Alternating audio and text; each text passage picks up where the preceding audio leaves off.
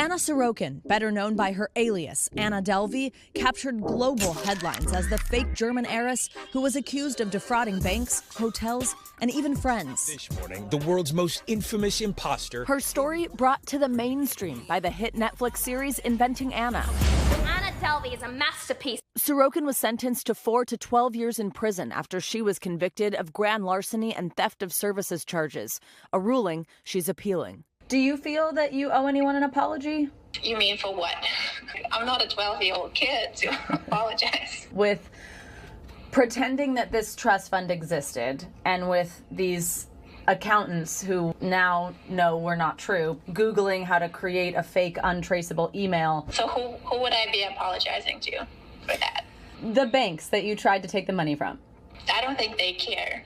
Do you think that that was wrong? Yeah, that was definitely unethical, yes. And I would not encourage anybody else to follow my footsteps. While awaiting potential deportation in an ICE detention center, Sorokin says she's just getting started using her own voice. I never really had any malicious intent, and I'm not just like this vicious, scamming person trying to take advantage of anybody who's just stupid enough to fall for it. Then how do you square the lifestyle aspect of what people see as the scam? The staying at extremely nice hotels, the shopping, the high tipping. Well, at the time, staying in a hotel made sense for me because I was traveling so much. And it was not I was not staying in the biggest penthouse. I was just staying in a regular room. Rooms with bills amounting to tens of thousands of dollars. She was convicted of theft for never paying.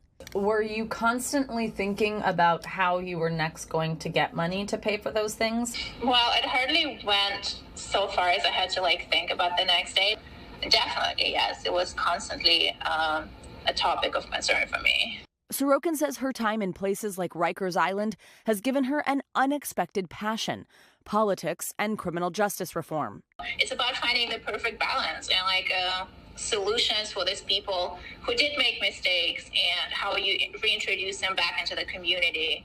If the law is just too harsh, people will just stop having respect for it. In the meantime, she has projects she's working on, recently participating in an art show and unveiling a new venture just this week. And we are creating a Reinventing Anna NFT project. It's called the Anna Access Card and can be purchased with cryptocurrency.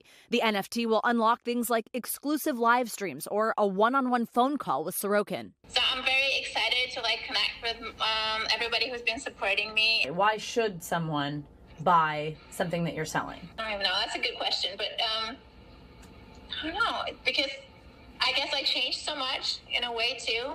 And I was 23, 24, 25, and people should just need to think on themselves back when they were in their mid-20s. What does the reinvented Anna look like? Hopefully, I'll be given a chance to focus all my energy into something legal. I'd love to be given an opportunity to for people not to just dismiss me as a quote-unquote scammer, and just see what I'm going to do next.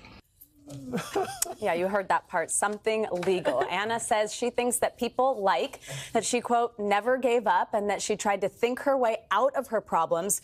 She also said, though, that there's a line on which methods you should use. I asked if she crossed that line. She said the government thinks so, but said she'd save her answer for in court during her appeal.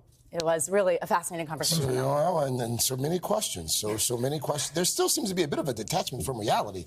But what's the latest on the visa? Let's start there. Yeah, so she's currently in ICE detention, as we mentioned, while she's disputing being deported with this visa issue. Her lawyers are currently waiting to hear back anything on that. They said they're working on it through the summer.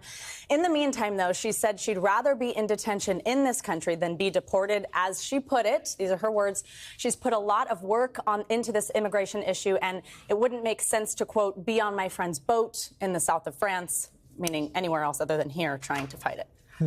So fascinating was a good word. Netflix is Inventing Anna. Watch that. And I know that you told me offline, she actually thought the character nailed her. Yeah. And that she's been getting tons of attention, obviously, from it. A lot of attention. I mean, the Netflix show helped her really develop a fan base. She's getting handwritten letters in jail, a lot of them, including marriage proposals. She said she tried not to take the show too personally. Her friend said Julia Garner, the actress who played her, nailed her.